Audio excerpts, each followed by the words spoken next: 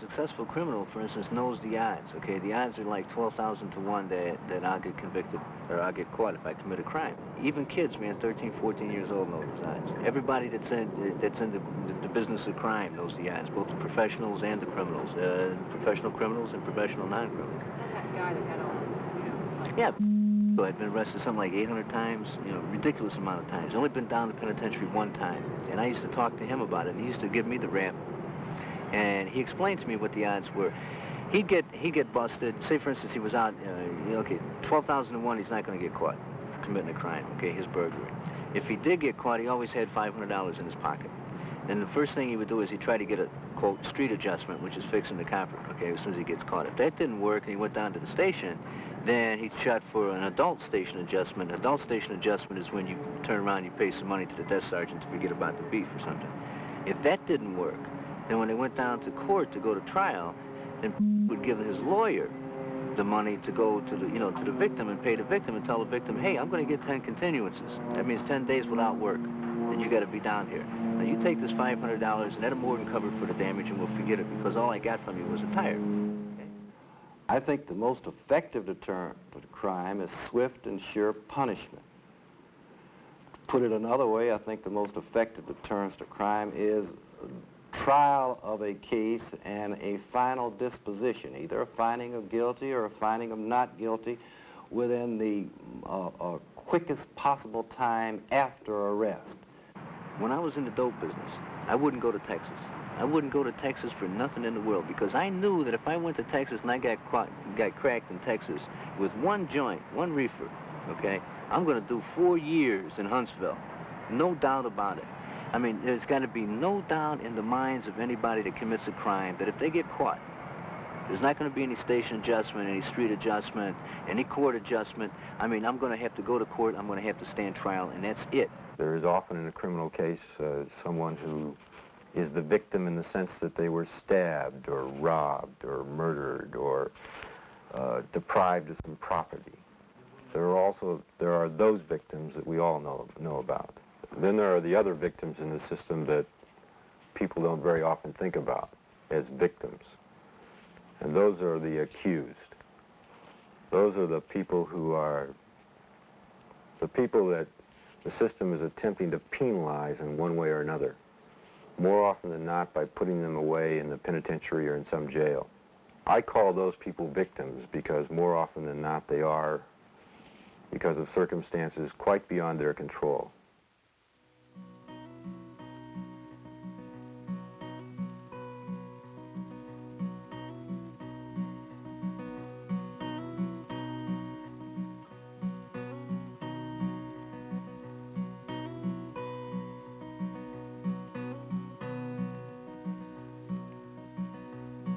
I'm afraid of the prison where I'm bound to do my time. Afraid you'll forget me while I'm paying for my crime. What makes you think that you can judge my guilt or innocence? I've been on each side of that big wall and there's no difference.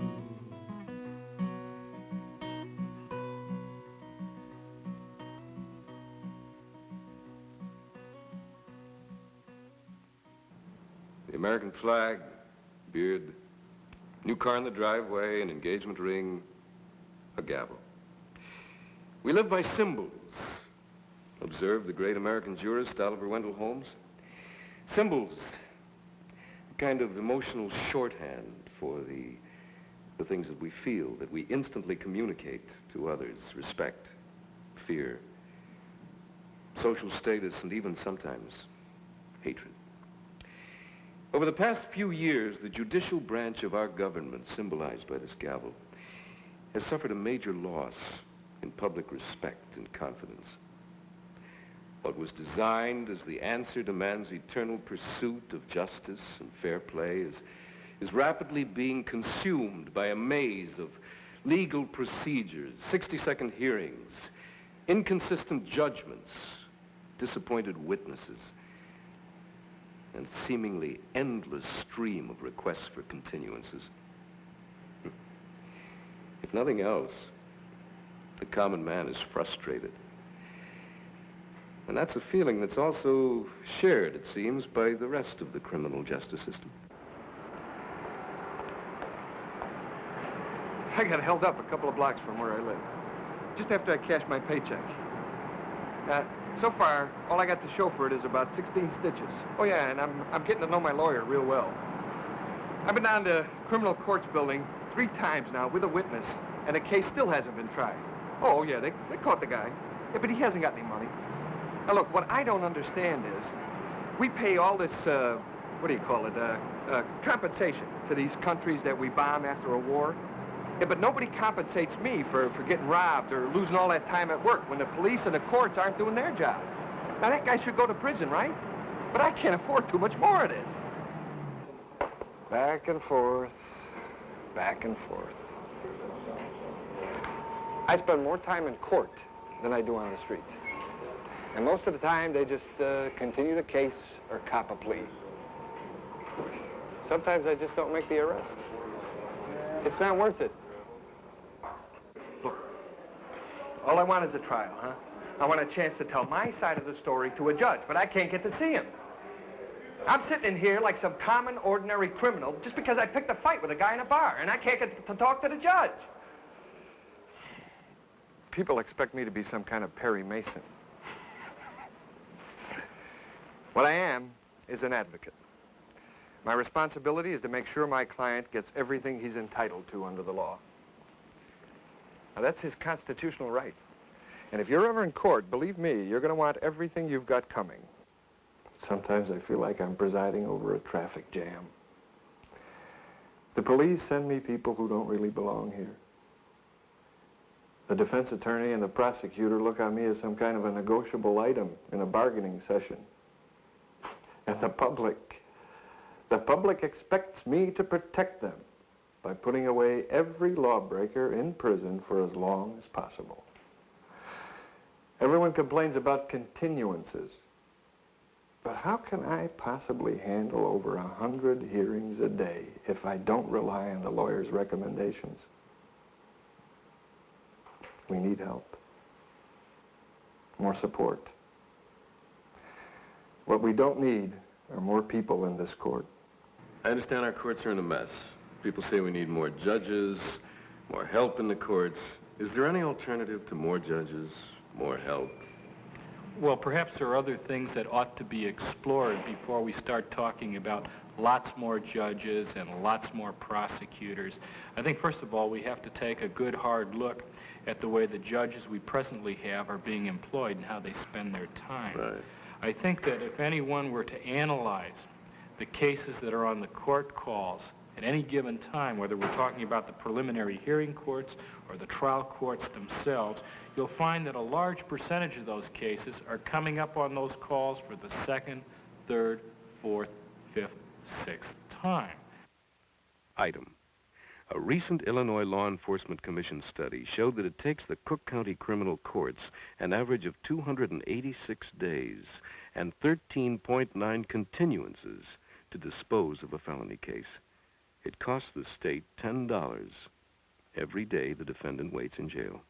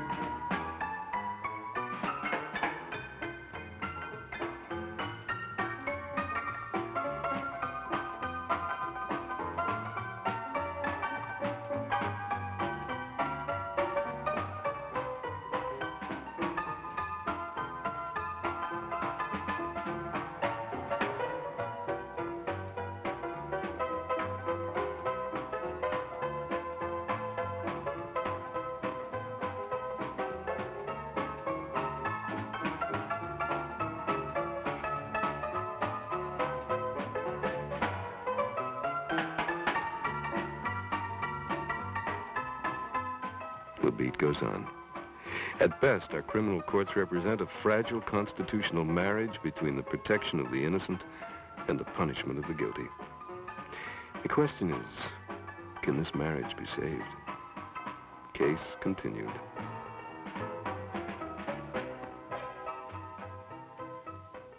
The defendant who is not guilty and the evidence doesn't prove him guilty shouldn't be required to sit up in the county jail in lieu of bail for 18 months to 2 years working his way up to a trial level.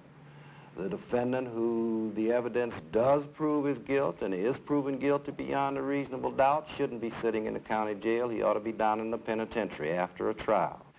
If the judges would take a stronger hand in administering their caseloads, if they held both the prosecutor and defense attorney to tighter schedules, to more realistic schedules in terms of setting specific dates for trials, we may find we're handling cases much fewer times. If you handle an individual file fewer times, then clearly that's going to relieve the burden of the courts. Item. It is estimated that in fully 1/2 of all criminal cases where charges are dropped, failure of witness to cooperate is responsible. The major reason given is fear of reprisal. Angie, I've just witnessed a crime, all right? Very harrowing experience. More for the person than for me. But now I'm scared because if I report that crime and I submit myself to being a witness, there's liable to be some retribution, right? How do I avoid that? How do I cope with that? Well, I hate the word avoid. I think that we've come to the point now where you better take an interest and you better be the witness. Because, you know, if you don't clear this up, if people don't go down and stand up and say, look, I saw this happen, that is the individual that caused this person's problem, you know, beating him over the head or whatever. What's to assure that I'm not going to be injured? There is no assurance. It's just the idea that you're going to do something about it. And this idea of letting the other guy do it and let the other guy take the risk isn't, to me, you shouldn't live in a community. That's a moral point of view, and I respect it. But what about my own safety? Your own safety. Well, for instance, one area of Edgewater, there's a gang that I feel had terrorized the whole area. I mean, like they took over a beach if they want to and chase everybody off and people left. Or they took over blocks. There were people who were afraid to testify. And so we guaranteed by meeting, you know, groups of people hearing about this need that you needed witness support, let's say. And we asked the people, the victims, if they would please, and the witnesses, if they would go down to the courts and follow this through courts with the police and with this state's attorney, that we should get these cases, get this taken care of once and for all. If the kids need psychiatric care or whatever, or if they have to be put away as a habitual criminal, fine. But as individuals, we got together and we made a force, so to speak. We accompany you. We go down to that court and we're supporting you. I've got some support. Right. Okay. And the way you're going to court with me? Definitely. Wow. And not only me, there could be, at one time we had about 60 people. Honey, with me, I'm afraid of nothing. I can believe that. Okay. All right. The whole backup of the system leads to people having a dim viewpoint of the criminal justice system because of the slowness with which it operates. The Constitution guarantees everyone accused of a crime the right to trial and defense by counsel. For the poor or indigent, the state appoints a public defender at no cost to the client. The middle income or affluent client may hire his own attorney. Attorney's fees begin at, $300 or so and go on from there up into possibly the thousands. Often it becomes a case of how much justice can you afford? If a person is poor, his choices are somewhat limited, especially in the state courts of our city. A person who is poor and tells a judge he cannot afford to have a lawyer is going to be appointed a public defender, or in some rare circumstances, a private lawyer who will be appointed by the court. He doesn't have a choice which public defender he'll be appointed. Maybe he's heard that a particular public defender is particularly competent. He doesn't have a choice to ask for that particular person to defend him. From his standpoint, he feels like he's stuck with someone that has been thrust upon him, someone he didn't choose, someone who's now asking him questions to reveal confidences and other information, and that someone is paid by the very same people who pay the judge, who pay the police, who pay the prosecutor. And from a defendant's standpoint, that doesn't seem very fair.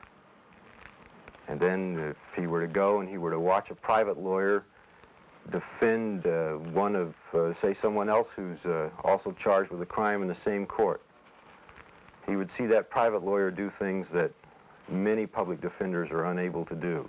And the public defender's office is so understaffed and so underfinanced and so overburdened with court cases in our system.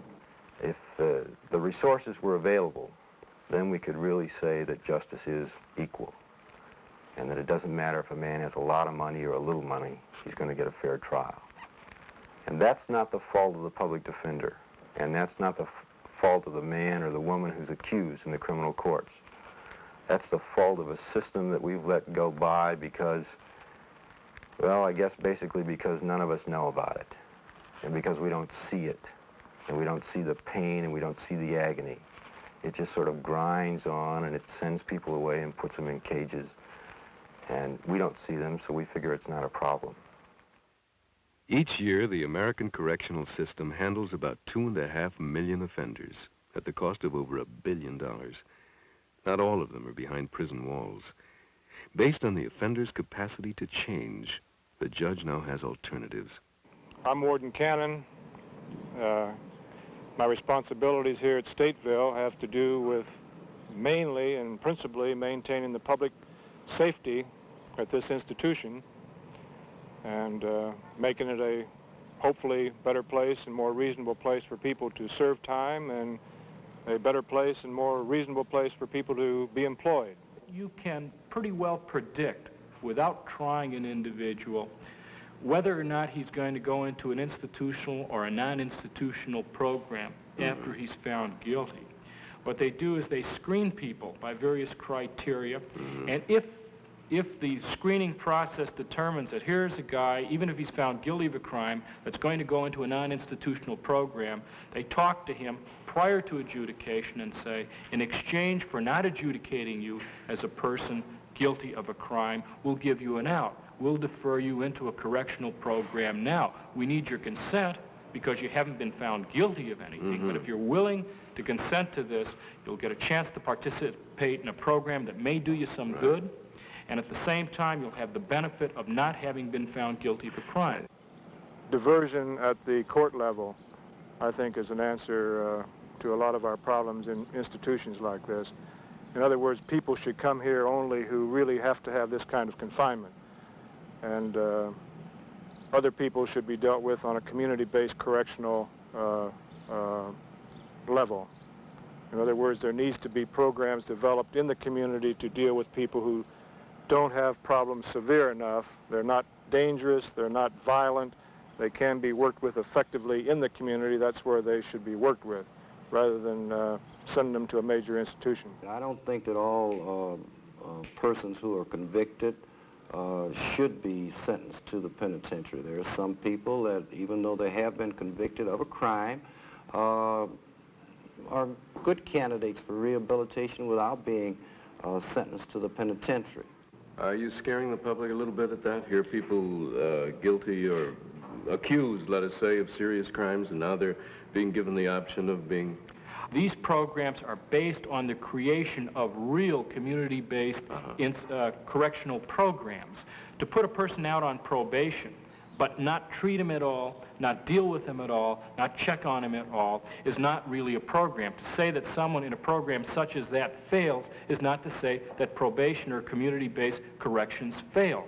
These programs, these pretrial intervention programs, count on real resources that are in the community that are every bit as intensive as institutional programs. Well, the interesting thing about dealing with human behavior is you're never going to be able to peg down a person's behavior and say what he's going to be doing a month from now or a week from now or tomorrow. But if you have people who are qualified and are knowledgeable in the behavioral sciences, then they should be able to certainly prognosticate or predict behavior enough to make programs meaningful that are community-based. but you're never going to eliminate the possibility of somebody doing something very wrong in a community-based program. My opinion, judges aren't qualified to make any decisions. Number one, begin with their lawyers. They're not behavioralists. They don't know anything about the behavioral sciences. My entire career, both inside the law and outside the law, I only knew one judge that had a degree in social work, and the other judges, man, hated his guts. I think we should lock people up only if they have, in fact, been convicted of serious crimes against the person or property. I think we should limit our efforts to reform them to what is fair in relation to what they've been convicted of. I do not think it is rational to think that prisons are going to make much difference to curing people of crime. If I can use probation, then I will not sentence to the penitentiary because of my belief that right now, for whatever the reasons, our penal system in this state, as well as in the entire country, doesn't do an adequate job of rehabilitation. All our penal systems are now, for the most part, are doing is warehousing human beings. When I came out of the institution, I was probably the most dangerous person on the face of the earth. You know, because when I was down in the institution, when I was down in Stateville and Joliet, I had 3 of my teeth kicked out by a guard that laughed at me and dared me to get back up off the ground. I was in the hole.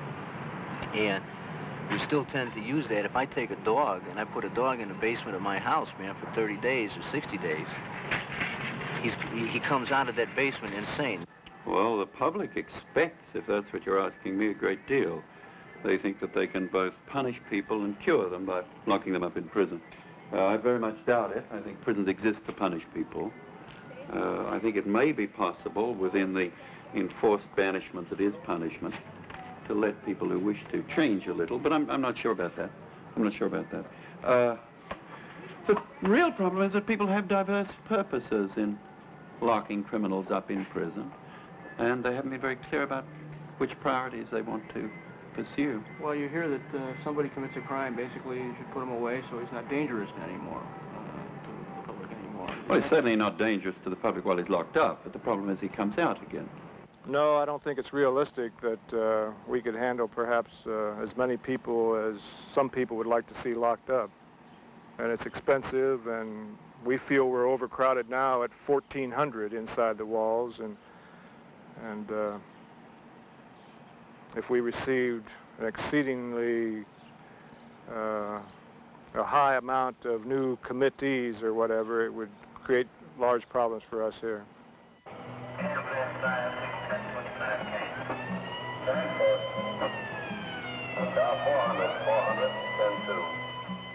None of us really knows when by time and circumstances and fate we might find ourselves, or better said, someone else might find us, in the so-called wrong place at the wrong time, charged with a criminal offense. And everyone thinks that, no, that'll never happen to me because I'm innocent, until it does happen to someone close to him or her who is indeed innocent. What most of us forget is that, but by the grace of God, there go I. But by the grace of God go you or your son or daughter or your husband or your next-door neighbor or some really good friend. And that's the real importance of our system. The importance of keeping this system going according to the mandate of the Constitution, so that never is there a single choice made in that system which assumes that a man is guilty. The importance of keeping alive all our basic fundamental rights. Some people say we don't need to have those rights. He did it, so put him away. Well, we have to ask ourselves the question, if that speaker were the one who was accused, would he say, well, I don't need those rights. I did it, so put me away. When we assume that any one of us, innocent as we may be, can be caught up in this system at any time, then we're going to want the system to protect every right we've got. We're going to want it to presume us innocent. We're going to want it to give us a fair trial. We're going to want it to let us have a jury of our peers, people from our own community who can't be influenced by private interests or by judge or prosecutor or police officer, or anyone else. We're going to want a system that will allow us to be found innocent, as in fact we are. I'm afraid of the judgment of the law of the land, afraid of the power that he holds in his hand. But when I plead my case in court, I'll be so penitent. And I know that when the judge gives a verdict, he'll treat me lenient.